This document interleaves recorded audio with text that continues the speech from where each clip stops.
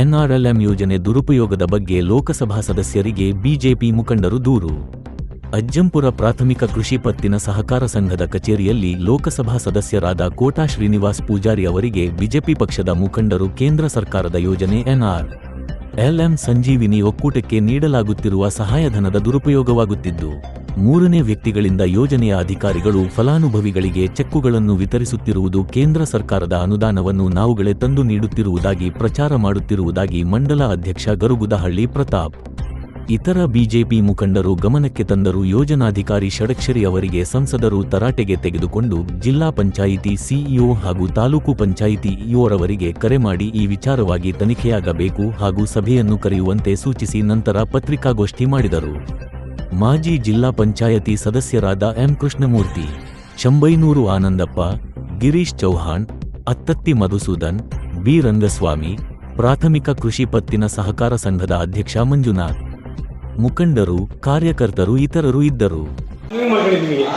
ನಮ್ಮ ಇಲ್ಲಿ ಡೆಡ್ ಬಾಡಿಗಳನ್ನ ಸಾಗಿಸ್ಲಿಕ್ಕೆ ಆ ಕಡೆ ಸ್ಮಶಾನ ಇದೆ, ಸೊ ಡೆಡ್ ಬಾಡಿ ಸಾಗಿಸ್ಲಿಕ್ಕೆ 100% ಕೊಡ್ತೀವಿ ಅಂತ ಹೇಳಿದ್ರು. ಅಲ್ಲಿನ ಅಧಿಕಾರಿ ವರ್ಗದವ್ರು ಕೇಳಿ ನಮ್ಗೆ ಅದು ಗೊತ್ತಿಲ್ಲ ಅಂತ ಹೇಳ್ತಾರೆ. ಆಮೇಲೆ ಎರಡನೇದು ಕ್ವಶನ್ನು, ಟ್ರೈನ್ಗಳನ್ನ ಅಂದರೆ ಮಂಗಳೂರು ಟ್ರೈನ್ ಇಲ್ಲಿ ಹೊಸ ಮೇಲ್ಸೇತುವೆ ಮೊನ್ನೆ ಉದ್ಘಾಟನೆ ಮಾಡಿದ್ರಿ, ಅದರಲ್ಲಿ 100% ಕೊಡ್ತೀವಿ ಅಂತ ಹೇಳಿದ್ರಿ. ಅಧಿಕಾರಿ ವರ್ಗ ಕೇಳಿದ್ರೆ ನಮ್ಗೆ ಅದು ಗೊತ್ತಿಲ್ಲ ಅಂತ ಹೇಳ್ತಾರೆ. ಯಾಕೆಂದರೆ ಆ ಕಡೆ ಹೊಲಗಳಿದ್ದಾವೆ, ಹೆಚ್ಚಿನದಾಗಿ ಶವಗಳನ್ನು ಸಾಗಿಸಲಿಕ್ಕೆ ಇದಾಗುತ್ತೆ.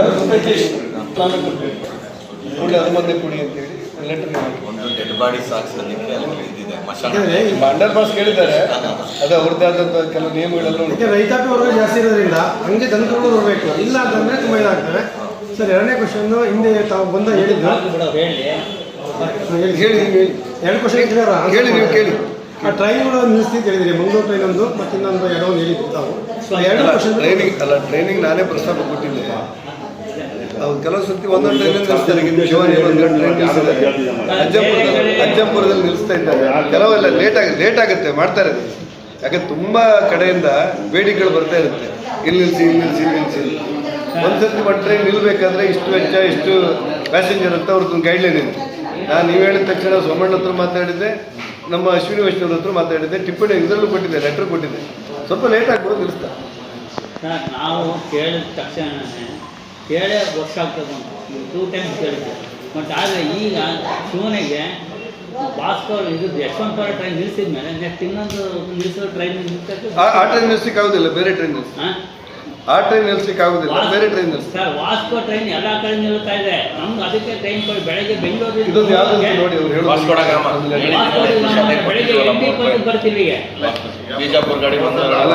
ಶಿವಾನಿಯಲ್ಲಿ ಅಜ್ಜಂಪುರದಲ್ಲಿ ಒಂದೇ ರೈಲು ನಿಲ್ಲೋದಕ್ಕೆ ಒಂದಷ್ಟು ಸಮಸ್ಯೆಗಳಿದೆ. ಯಾಕಂದ್ರೆ ಎರಡು ಕಡೆ ನಿಲ್ಸಲಿಕ್ಕೆ ಸ್ವಲ್ಪ ಹಿಂದೆ ಮುಂದೆ ನೋಡ್ತಾರೆ. ಆದ್ರೆ ಅದೀಗ ಇಲ್ಲಿರುವ ಪ್ಯಾಸೆಂಜರ್ ಕಲೆಕ್ಟ್ ಮಾಡಿ ಮತ್ತೆ ಪುನಃ ನಿಲ್ಸ್ಬೇಕಂತ ಹೇಳೋಣ. ತುಂಬಾ ಕಡೆ ಹಾಗೆ ಬರ್ತಾರೆ. ಈಗ ನಿಮಗೆ ಶಿವಾನಿಗಿಂತಲೂ ಹೆಚ್ಚು ಬೇಡಿಕೆ ಇಲ್ಲೇ ಇರ್ಬೋದು, ಆದರೆ ಸರ್ಕಾರ ಒಂದು ನಿರ್ಧಾರ ತಗೊಂಡಿರುತ್ತೆ ಅಲ್ಲಿ ನಿಲ್ಲಿಸ್ಲಿಕ್ಕೆ. ಯಾವ ಒತ್ತಡ ಅದು ನಾವು ಇನ್ನು ವಾದ ಮಾಡ್ತಾ ಹೋಗ್ತಿರ್ಲಿಕ್ಕೆ ಆಗೋದಿಲ್ಲ. ಈ ಟ್ರೈನ್ ನಿಲ್ಲಿಸ್ಲಿಕ್ಕೆ ಸರ್, ಒಂದು ಮೂರು ಕ್ವಶನ್. ಈಗ ನಿಮ್ಮ ಕಾರ್ಯಕರ್ತರು ಅಥವಾ ನಿಮ್ಮ ಹಿಂಬಾಲಕರು ಇಲ್ಲಿನ ಒಂದು ಇದರವರು 176 ಕೋಟಿ NRML ಮಿಸ್ಯೂಸ್ ಆಗಿದೆ ಅಂತ ಹೇಳಿದ್ರು. ತಾವು ಅದಕ್ಕೆ ಯಾವ ರೀತಿ ಅಲ್ಲ, ಅದಕ್ಕೆ ಇವಾಗ ಬಂದಿದ್ದೆ, ಕಾರ್ಯಕರ್ತರು ಕರೆದಿದ್ದಾರೆ, ಬಂದಿದ್ದೆ, ಸಂಬಂಧಪಟ್ಟ ಅಧಿಕಾರಿಗಳನ್ನು ಕರೆದು ಮಾತಾಡಿದ್ದೆ. CS ಅವರಿಗೂ ಫೋನ್ ಮಾಡಿ ಹೇಳಿದ್ದೆ, ನಾನು ರೇಟಿಂಗಲ್ಲಿ ಕೊಡ್ತಾ ಇದ್ದೇನೆ, ಇದೇನಾದ್ರು ಹೆಚ್ಚು ಕಡಿಮೆ ಆದರೆ ಅದು ಕೂಡಲೇ ತನಿಖೆ ಮಾಡಬೇಕು ಅಂತ ಹೇಳಿದ್ದೆ. ಮತ್ತು ಈ ಸಾಮಾನ್ಯವಾಗಿ ಸಂಜೀವಿನಿ ಸಂಘವೂ ಸೇರಿದಂತೆ ಅವುಗಳಿಗೆ ಕೊಡುವಂಥ ಸವಲತ್ತುಗಳನ್ನು ವಿತರಣೆ ಮಾಡಲಿಕ್ಕೆ MLAಗಳಿಗೆ, MP ಗಳಿಗೆ, ನಗರಸಭೆ ಅಧ್ಯಕ್ಷರಿಗೆ, ಇವರಿಗೆಲ್ಲ ಅಧಿಕಾರಗಳಿರುತ್ತೆ, ಕಾನೂನುಬದ್ಧವಾದ ಅಧಿಕಾರ. ಅವರು ಅಲ್ಲದೆ ಇದ್ದವರು ಬರ್ತಾ ಇದ್ದಾರೆ, ಚೆಕ್ ಕೊಡ್ತಿದ್ದಾರೆ ಅಂತೇಳಿ ಆರೋಪಗಳಿವೆ. ಅದನ್ನೆಲ್ಲ ತನಿಖೆ ಮಾಡಿ ಇನ್ನು ನಿಮ್ಮ ಗೈಡ್ಲೈನ್ ಬಿಟ್ಟು ಹೋಗಬಾರ್ದು ಅಂತೇಳಿ ನಿರ್ದೇಶನ ಕೊಟ್ಟಿದ್ದೆ. ಈ ವಾರದಲ್ಲಿ ಏನು ಬದಲಾವಣೆ ಆಗುತ್ತೆ ಅಂತ ನೋಡ್ತೇವೆ. Thank you.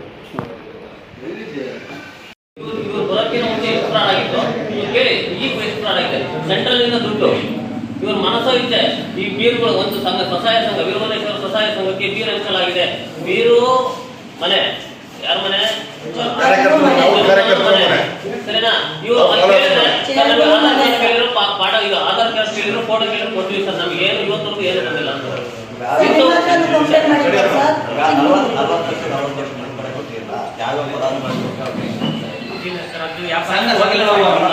ಸ್ಯಾಂಕ್ಷನ್ ಮಾಡಿದ್ದೀರಾ? ಸ್ಯಾಂಕ್ಷನ್ ಒಕ್ಕೂಟದಲ್ಲಿ ಇದೆ ಸರ್. ನೋಡಿ, ಅದು ಯಾರ್ಯಾರು ಸ್ಯಾಂಕ್ಷನ್ ಮಾಡಿದ್ದೀರಿ? ಏನು ಅವ್ರಿಗೆ ಕೊಟ್ಟು ಅಪ್ಲೋಡ್ ದುಡ್ಡು ನಿಲ್ಲಿಸಿ ಸರ್, ಅಪ್ಲೋಡ್ ಮಾಡಿ ಅವ್ರಿಗೆ ದುಡ್ಡು ರಿಲೀಸ್ ಮಾಡಬೇಡಿ. ಈಗ 2,80,00,000 ಕಷ್ಟಪಡೋದು ನಾವು, ಅವ್ರು ಬರೋ ಕಾರ್ಯಕರ್ತರಿಗೆ ತಾಣ ಕೊಡೋದು ನಾವೇ ಕಷ್ಟಪಡೋದು. ಸರ್ ಈಗ ಜಸ್ಟ್ 2,80,00,000 ಸೆಂಟ್ರಲ್ ಇಂದ ರಿಲೀಸ್ ಆಗಿದೆ. 2,80,00,000 ಸೆಂಟ್ರಲ್ ಇಂದ ರಿಲೀಸ್ ಆಗ್ತಿದೆ.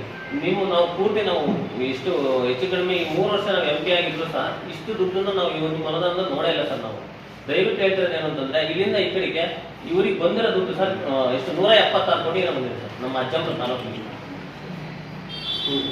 ಒಂದಕ್ಕೂ ನೀವು ಒಗ್ಗಡಿ ಕರ್ತಿಲ್ಲ ಸರ್. ಒಂದು ನಿಮ್ಮ ಸ್ಕೀಮ್ ಅಂತ ಯಾರಿಗೂ ಗೊತ್ತೇ ಇಲ್ಲ, ಸರಿನಾ? ನಾವು ಈ ಕಾರ್ಯಕರ್ತರು ಸರ್, ಸಣ್ಣ ಪುಟ್ಟ ಕಾರ್ಯಕರ್ತರು ಇದ್ದಾರೆ ನಮ್ಮ ಹಳ್ಳಿಗಳಲ್ಲೆಲ್ಲ. ನಮ್ಮ MP ಅವ್ರು ದುಡ್ಡು ಬಂದಿದೆ ಯಾರು ಹೇಳಂಗಿಲ್ಲ ಅಂತ. MP ಅಂತಂದ್ರೆ ಇದೇ ಗೊತ್ತಲ್ಲ ನಿಮ್ಮ ಅಧಿಕಾರಿ ಏನು ಗೊತ್ತಿಲ್ಲ ಅಂತ ಕೇಳ್ತಾರಂತೆ. ಸರಿ, ನಾವು ಹೋಗಿ ನಮ್ಮ ಮನೆಯವರು ಡೆಲ್ಲಿಗೆ ಹೋಗಿ ದುಡ್ಡು ಹಾಕ್ಸ್ಕೊಂಡ್ಬಂದಿದೆ, ಹಂಗಾಗಿ ದುಡ್ಡು ಬಂದ್ರೆ ಇಲ್ಲ ಅಂದ್ರೆ ಯಾವ ತಾಲೂಕಿಗೆ ಕೊಡ್ತೀವಿ ನೋಡ್ರಿ, ನಮ್ಮ ತರ ಹೋಗಿ ಯಾರು ಕೊಡ್ತಾರೆ ಅಂತ ಹೇಳ್ತಾರೆ MLA ಹೇಳಿದ್ರು ಹಾ ಬೇಜಾರಿಲ್ಲ ಸರ್. ಪ್ರತಿನಿಧಿ ಅಂತೆ ಸರಿ ತಪ್ಪಿಬಿಡಿ ಚರ್ಚೆ ನಾವು MLA ಅನ್ಬೇಕು ಬರ್ಬಾರ್ದು ಸರ್. ನಮ್ಗೆ ಏನಾಗ್ತದೆ ಈ ಕೂರ್ಸ್ ಬಂದ್ರಿ ಬರ್ಬಾರ್ದಲ್ಲ. ನೀವು ಅಷ್ಟು ಕುತ್ಕೊಳ್ಳೋ ಅಧಿಕಾರಿ ಈಗ ಇವ್ರು ಅಧ್ಯಕ್ಷರು ಎಂಪಿ ಕೂರಿಲ್ಲ ಅಲ್ಲಿ. ಯಾಕೆ ಅಧ್ಯಕ್ಷರು ಜಾಗ ಅಧ್ಯಕ್ಷರು ಬಿಡ್ಬೇಕು, ಅದು ಖಾಲಿ ಇದ್ರು ನಾವು ಔಟ್ಸೋರ್ಸ್ ಸರ್.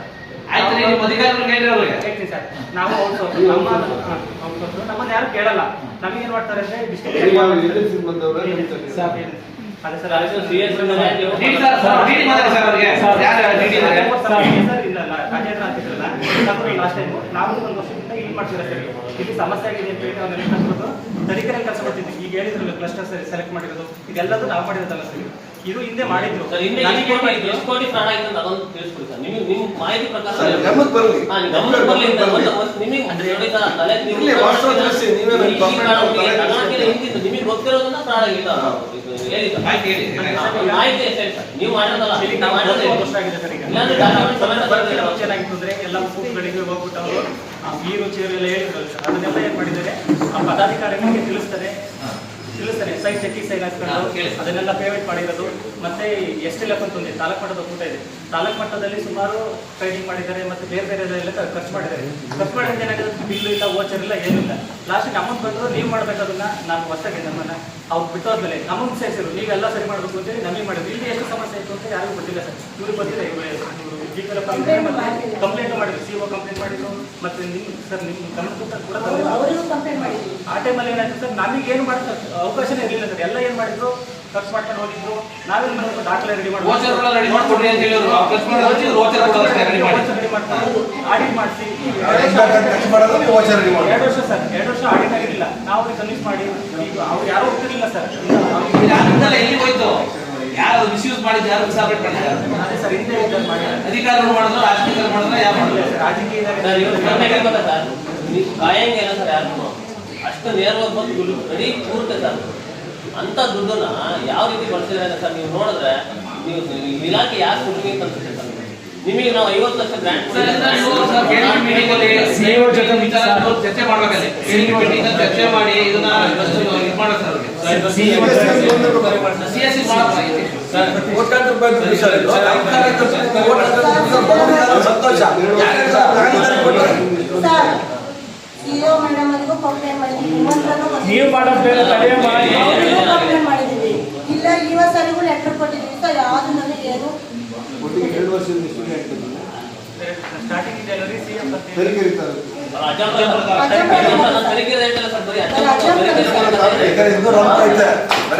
ಸಬ್ಜೆಕ್ಟ್ ಅಷ್ಟೇ.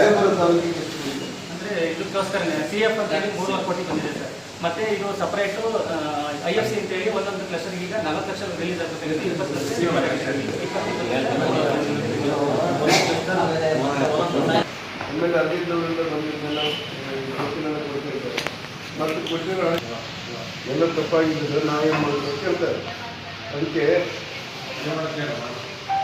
ಅಲ್ಲ, ಸಾರ್ವಜನಿಕರು ಎಲ್ಲರೂ ಏನು ಹೇಳ್ತಾರೆ ಅಂತಂದರೆ ಮುಂದಿನ ಸಂಘವನ್ನು ಸೃಷ್ಟಿ ಮಾಡಿದ್ದಾರೆ. ಯಾವ ಓದ್ತಿರುತ್ತೆ ಎಲ್ಲರಿಗೂ ಕಬಾರ್ಡು ಇನ್ನೊಂದು ಮತ್ತೊಂದು ಕೊಟ್ಟಿದ್ದಾರೆ. ಈ ಸ್ಕೀಮಿನ 20-20 ಉದಾಹರಣೆಗೆ ರಾಗಿ ಬೆಳೆ ಪ್ರದೇಶದಲ್ಲಿ ಕಲ್ಟಿವೇಟರ್ ಸಬ್ಜೆಕ್ಟ್ ಹಾಕಿರಲಿಲ್ಲ. ಮತ್ತು ಎಣ್ಣೆ ಗಾಡವನ್ನು ಎಲ್ಲ ಹಾಕಬೇಕು ಬಿಟ್ಟು ಮತ್ತೆಲ್ಲ ಹಾಕಿದ್ದಾರೆ. ಇದೆಲ್ಲ 45 ಲಕ್ಷ ರೂಪಾಯಿ ಕೊಡ್ತಾ ಇದ್ದಾರೆ ಅಂತೇಳಿ ತುಂಬ ಬಾಧೆ ಇದೆ. ನಿಮ್ಗೆ ಷಡಕ್ಷರಿ ಅಂತೇಳಿ ಟೆಂಪ್ರರಿ ಅಂತೇಳಿ ಗೌರ್ಮೆಂಟ್ ಅಲ್ಲ ಅಂತೇಳಿ ಅವ್ರಿಗೆ ಏಜೆನ್ಸಿ ಮೂಲಕ ಹಾಕೊಂಡು ನಾನೇನು ಮಾಡೋದು, ನನ್ನ ಮಾತೇನು ಕೇಳ್ತೀನಿ ಅಂತಾರೆ. ಅದೇ ಷಡಕ್ಷರಿ ಆಫೀಸರ್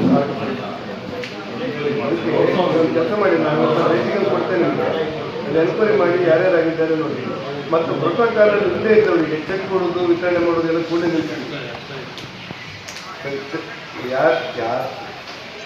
ಇಲ್ಲ ಅದೆಲ್ಲ ನಿಮಗೆ ಕಾಪಿ ಎಲ್ಲ ಕಳಿಸಿಕೊಡಿ.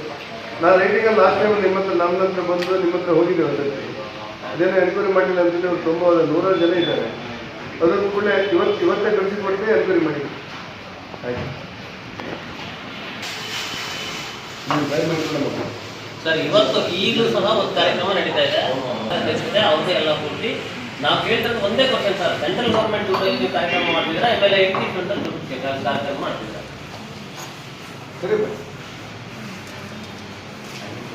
ಆಮೇಲೆ ಅಟ್ಲೀಸ್ಟ್ ಒಂದು ಕೇಂದ್ರ ಸರ್ಕಾರ ಕೊಟ್ಟ ಹಣವನ್ನು ರಾಜ್ಯ ಸರ್ಕಾರ ಅನುಷ್ಠಾನ ಮಾಡಬೇಕು.